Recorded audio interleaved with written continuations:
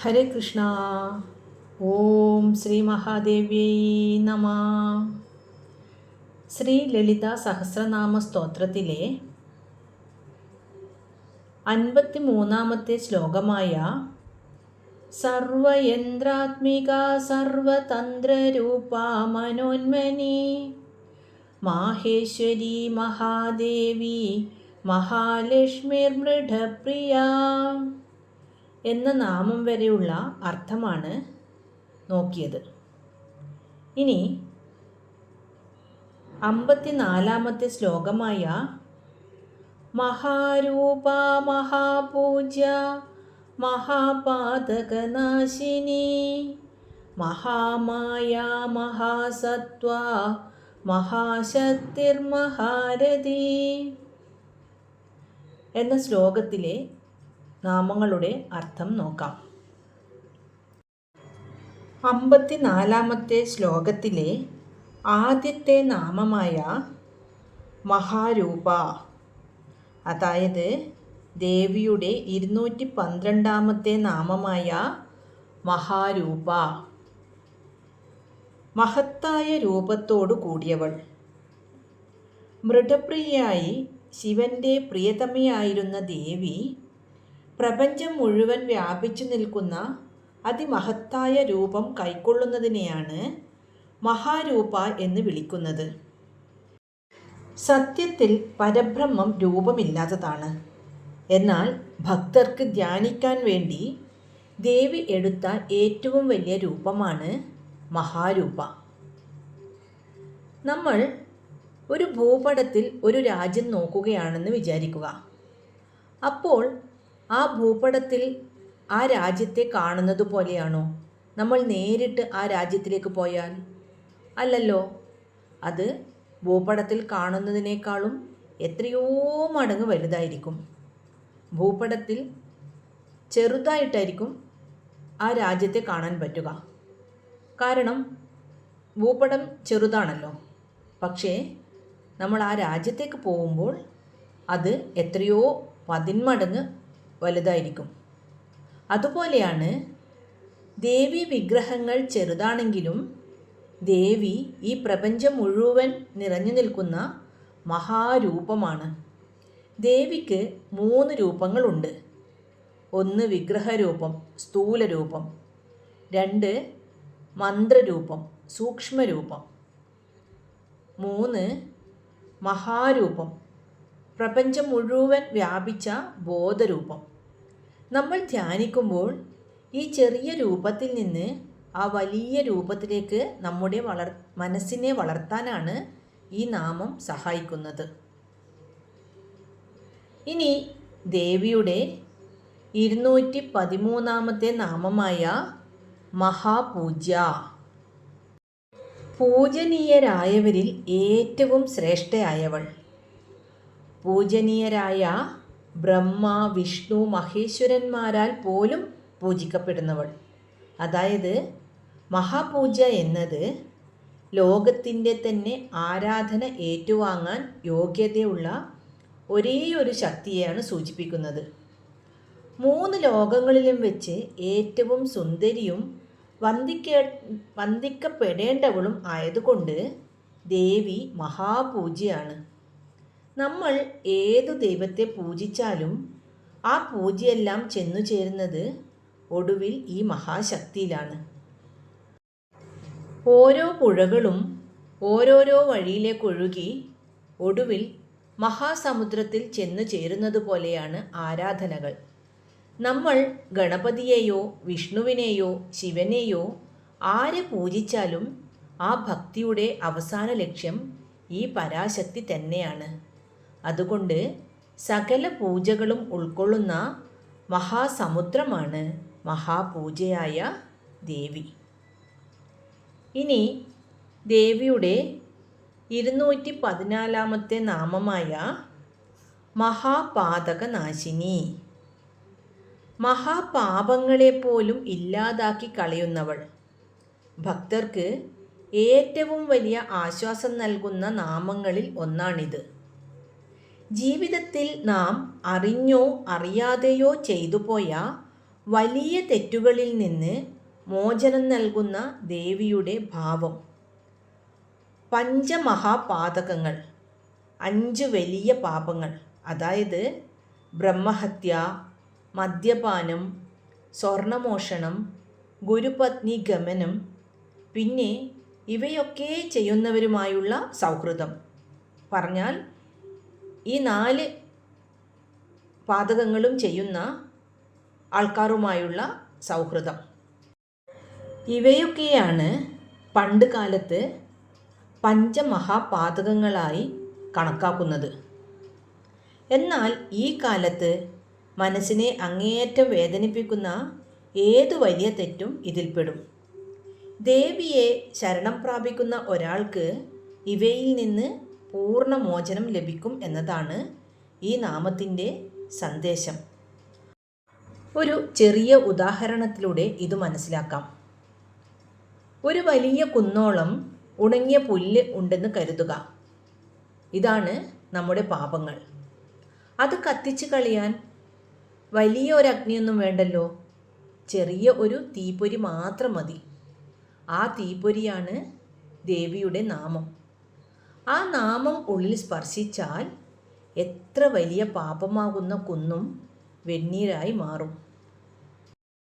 അതായത് മഹാപൂജ്യയായ ദേവിയെ ആരാധിച്ചാൽ നമ്മുടെ സകല തെറ്റുകളും മായുകയും നാം പരിശുദ്ധരാവുകയും ചെയ്യും എന്നാണ് ഈ നാമം കൊണ്ട് അർത്ഥമാക്കുന്നത്. ഇനി ദേവിയുടെ 215-ാമത്തെ നാമമായ മഹാമായ. നമ്മുടെ പാപങ്ങളെ നശിപ്പിച്ച ശേഷം ഈ പ്രപഞ്ചമാകുന്ന വലിയ മായയെ നമുക്ക് മുന്നിൽ അവതരിപ്പിക്കുന്നത് ഈ മഹാമായയാണ്. ബ്രഹ്മാദി ദേവന്മാരെ പോലും തൻ്റെ മായയാൽ ഭ്രമിപ്പിക്കുന്നവളാണ് ദേവി. സത്യമല്ലാത്ത കാര്യങ്ങളെ ഉള്ളതായി തോന്നിപ്പിക്കുന്നു. നാം ഈ ലോകത്തിൽ മുഴുകി ജീവിക്കുന്നത് ദേവിയുടെ ഈ മായാശക്തി കൊണ്ടാണ്. ഇതേ മായ തന്നെയാണ് നമ്മെ ഈശ്വരനിലേക്ക് നയിക്കുന്നതും. അമ്മ തൻ്റെ മക്കൾക്ക് കളിക്കാൻ കളിപ്പാട്ടം നൽകുന്നത് പോലെ ദേവി നമുക്ക് ഈ ലോകം നൽകുന്നു. എന്നിട്ട് നാം അമ്മയെ വിളിക്കുമ്പോൾ ആ അമ്മ തന്നെ ഈ മായയെ മാറ്റി സത്യം കാണിച്ചു തരുന്നു. പ്രപഞ്ചത്തിൻ്റെ സകല ചലനങ്ങളും, അതായത് ഗ്രഹങ്ങളുടെ ഭ്രമണം മുതൽ ഒരു പൂവ് വിരിയുന്നതുവരെ എല്ലാം ഈ മഹാമായയുടെ ലീലകളാണ്. വിഷ്ണു ഭഗവാൻ പാൽക്കടലിൽ യോഗനിദ്രയിലാകുന്നത് ഈ മഹാമായയുടെ സ്വാധീനത്തിലാണ്. ഒരു ഉദാഹരണം നോക്കാം. ഒരു സിനിമയിൽ സങ്കടരംഗം വരുമ്പോൾ നാം കരയുകയും തമാശകൾ വരുമ്പോൾ നാം ചിരിക്കുകയും ചെയ്യുന്നു. ഇതൊന്നും സത്യമല്ലെന്ന് നമുക്കറിയാമെങ്കിലും ഇതിലെ ഓരോ കാര്യങ്ങളും നമ്മെ എങ്ങനെ സ്വാധീനിക്കുന്നുവോ അതുപോലെയാണ് ഈ മഹാമായ. ഇനി ദേവിയുടെ 216-ാമത്തെ നാമമായ മഹാസത്വ. മായയെ അതിജീവിച്ച ഭക്തൻ്റെ ഉള്ളിൽ ദേവി ഉന്നതമായ സത്വം, അതായത് ശുദ്ധമായ അറിവായി നിറയുന്നു. മഹത്തായ സത്വത്തോടു കൂടിയവൾ. ത്രിഗുണങ്ങളിൽ ഉന്നതമായ സത്വഗുണം പൂർണ്ണ രൂപത്തിലുള്ളവളാണ് ദേവി. മനസ്സിനെ എപ്പോഴും ശാന്തമായും പ്രകാശപൂർണമായും നിലനിർത്തുന്ന ശക്തിയാണിത്. സകല പ്രതിസന്ധികളെയും അതിജീവിക്കാനുള്ള ആത്മബലമാണ് ദേവി. അസുരന്മാരുമായുള്ള യുദ്ധത്തിൽ ദേവി കാണിക്കുന്ന അജയ്യമായ കരുത്തിനെയാണ് മഹാസത്വ എന്ന് വിളിക്കുന്നത്. സത്വഗുണം വർദ്ധിക്കുമ്പോഴാണ് മനുഷ്യന് ജ്ഞാനം ഉണ്ടാകുന്നത്. ഭക്തരുടെ ഉള്ളിലെ തമസും രജസും മാറ്റി ശുദ്ധമായ സത്വം നിറയ്ക്കുന്നവളാണ് മഹാസത്വ. ഒരു കണ്ണാടിയിൽ വെളിച്ചം പ്രതിഫലിക്കുന്നത് പോലെ നമ്മുടെ മനസ്സിലെ അഴുക്കിനെ മാറ്റി ആ മനസ്സിനെ ഒരു കണ്ണാടി പോലെ തെളിച്ചമുള്ളതാക്കുന്ന ദേവി ചൈതന്യമാണ് മഹാസത്വ. ഇനി ദേവിയുടെ 217 നാമമായ മഹാശക്തി. മഹത്തായ ശക്തിയോടു കൂടിയവൾ. ഈ പ്രപഞ്ചത്തിൽ നാം കാണുന്ന എല്ലാത്തരം ഊർജങ്ങളുടെയും ആധാരമായ മൂലശക്തിയാണ് മഹാശക്തി. സൃഷ്ടി, സ്ഥിതി, സംഹാരം തുടങ്ങിയ പ്രപഞ്ചകൃത്യങ്ങൾ നടത്താനുള്ള കരുത്തിനെയാണ് മഹാശക്തി എന്ന് വിളിക്കുന്നത്. ശിവൻ നിശ്ചലമായ ബോധമാണെങ്കിൽ ആ ബോധത്തെ ചലിപ്പിക്കുന്നത് ശക്തിയാണ്. ശക്തിയില്ലാതെ ശിവന് ഒന്നും ചെയ്യാൻ കഴിയില്ല. നമ്മുടെ ഉള്ളിലും ഈ മഹാശക്തിയുണ്ട്. അതാണ് കുണ്ഡലിനി ശക്തി. ഈ ശക്തിയാണ് നമുക്ക് പ്രവർത്തിക്കാനുള്ള കഴിവ് തരുന്നത്. ഈ പ്രപഞ്ചത്തെ ചലിപ്പിക്കുന്ന ഇന്ധനമാണ് ദേവി എന്ന മഹാശക്തി. ഇനി ദേവിയുടെ 218 നാമമായ മഹാരഥി. മഹത്തായ ആനന്ദത്തോടു കൂടിയവൾ. പ്രപഞ്ചലീലയിൽ രമിക്കുന്നവൾ. ഭക്തൻ്റെ മനസ്സ് ദേവിയിൽ ഉറക്കുമ്പോൾ അവന് ലഭിക്കുന്ന ഏറ്റവും വലിയ സുഖം ദേവിയാണ്. ലൗകികമായ എല്ലാ സന്തോഷങ്ങളെക്കാളും വലുതാണ് ഈ ആത്മീയ ആനന്ദം. നമ്മുടെ സ്നേഹം മുഴുവൻ ഈശ്വരനിലേക്ക് മാറുമ്പോൾ അതിനെ മഹാരഥി എന്ന് വിളിക്കുന്നു. അത് ശരീരത്തിനപ്പുറമുള്ള ആത്മാവിൻ്റെ നിർമ്മലമായ സ്നേഹത്തെയാണ് കാണിക്കുന്നത്. ഭക്തൻ ജപത്തിലും ധ്യാനത്തിലും മുഴുകുമ്പോൾ അവന് ലോകം മറന്നുള്ള സുഖം ലഭിക്കുന്നു. ആ സുഖത്തിൻ്റെ സ്വരൂപമാണ് ദേവി.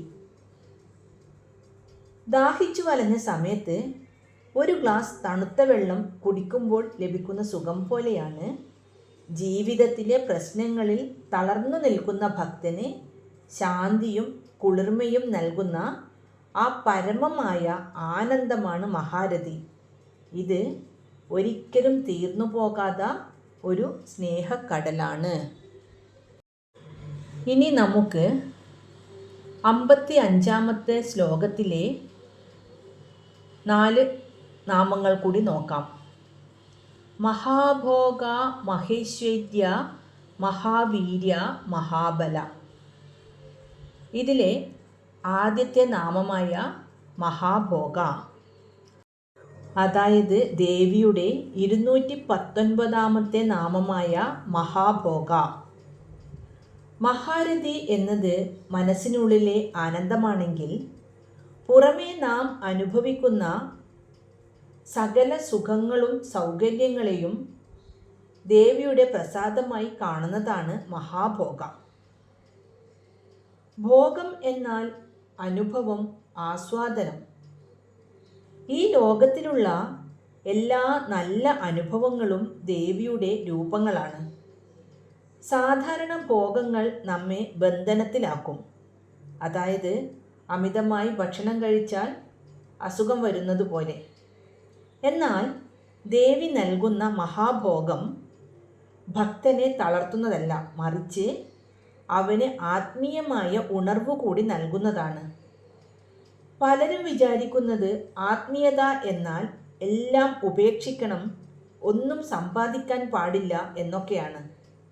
എന്നാൽ ലളിതാ പരമേശ്വരി ഭോഗമോക്ഷപ്രദായിനിയാണ്.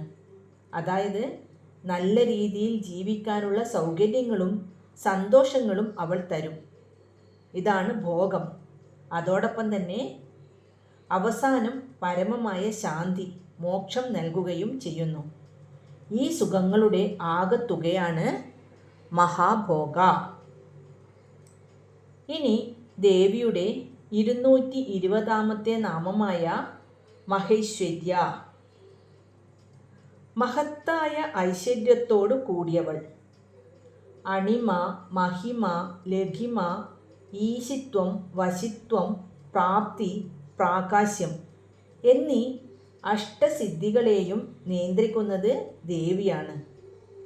ഈ അഷ്ടസിദ്ധികൾ ഐശ്വര്യം എന്നറിയപ്പെടുന്നു.